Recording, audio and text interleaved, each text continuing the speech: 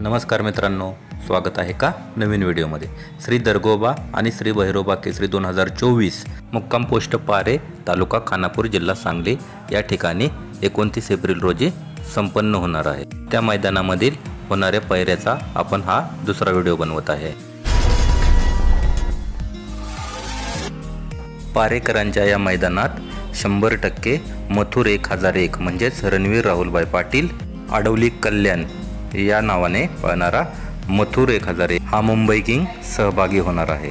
आणि या मथुरचा पायरा हा पुसेगावचा ओरिजिनल हिंद केसरी घरनिकीचा राजा याबरोबर होणार आहे।